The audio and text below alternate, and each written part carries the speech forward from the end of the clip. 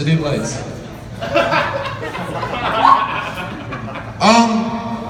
Honestly, the first thing you're gonna notice about me is that I'm very tall. So I'm just gonna get that out of the way. First of all, yeah, I'm tall. I'm 6'6", and when you're this tall, people feel the need to tell you, hey, wow, you're tall. But I'm confused, I just don't get it, because it's not like I go up to people and say, hey, your teeth are really fucked up. And it's the thing with sports, people assume I'm good at sports. I've let down so many sports coaches because they say this.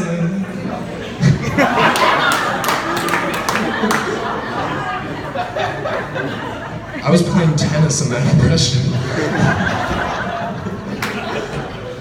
But no, people always ask me, oh, do you play basketball? It's not like I go around asking short people how often they crawl into air ducts. But I'm curious. You got some real Mission Impossible potential right there. I get it, and I get like, it's probably hard being short, you know. It's harder at sports when you're a kid, you know. Maybe harder with the ladies. Shelves. I bet that creates some difficulties.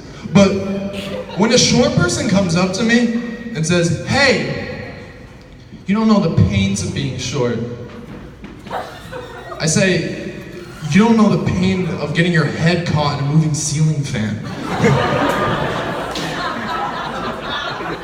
I mean, on the bright side, at least I know I don't have any aneurysms.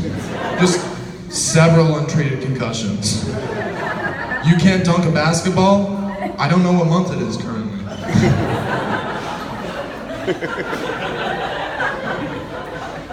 It sucks. Like every time I walk into a house, I have to pretend like it's a bank heist. Like,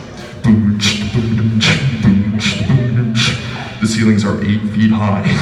There's a chandelier right there, and the bulkhead is.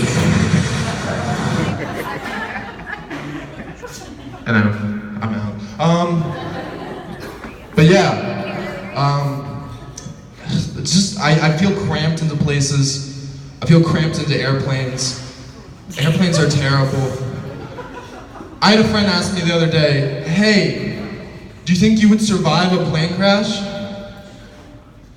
I don't really think it's up to me. Like, I would be flattered and all, but like, plane crashes aren't a game of skill. It's not like, oh, everybody else, they were doing things wrong. Me, I'm the king, baby.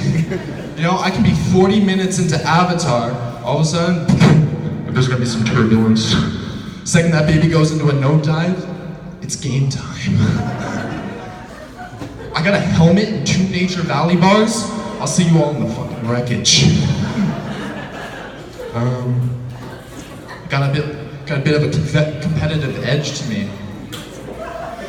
It comes with my athletic physique. But no, I get along with people. I like social outings. It's the summer. I like that it's hot. Shout out to global warming. And because you gotta admit, like, global warming's bad, but in 2030, there's gonna be like a 10-year grace period where it's 70 year round. It's gonna be cargo shorts. But no, like, I'm so excited for summer. You know why? The picnics. The picnics. I love picnics, but if you ever propose the idea of a picnic to someone, it'd be the worst idea ever. Because pretty much what picnics are, hey, let's take this perfectly good meal and go eat it in a field. You know that place where ticks live? Like, are we role-playing that it's the 1800s? Because if we're gonna go eat a blanket, or eat out of a basket on a blanket, we're gonna eat a blanket. This is an extreme picnic. We must be role-playing that it's the 1800s, because after I'm gonna go tend my oxen and catch cholera. But yeah, social outings.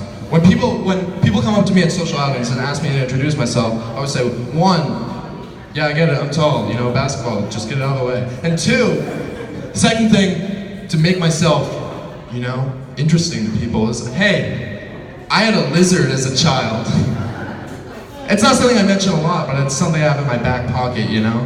Because it's not something I'm ashamed of, but it's pretty much a shortcut to saying, I was a fucking weirdo. I mean, you know, I had a lizard. I remember, I was 11, and my dad, he bought me and my sister leopard geckos.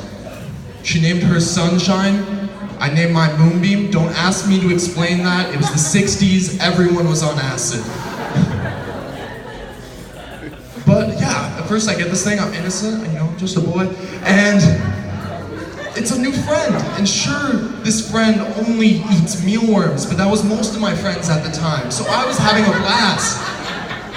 But then like a week in, I realized, you can't do anything with this thing. It's not like a dog or a cat. It just eats mealworms. So the only memory I have from that lizard is when it died. Hanging out with my friend Will.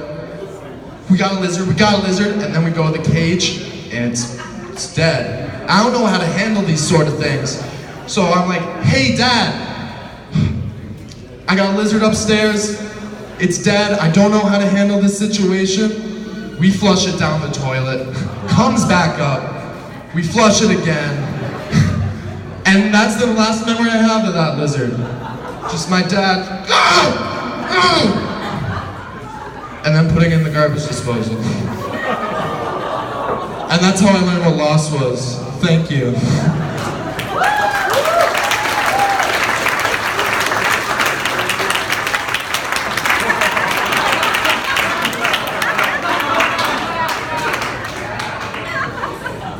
Guys treat me like crap up here tonight. Now one more time for Jason in action. One more time. Jacob in action. So that concludes our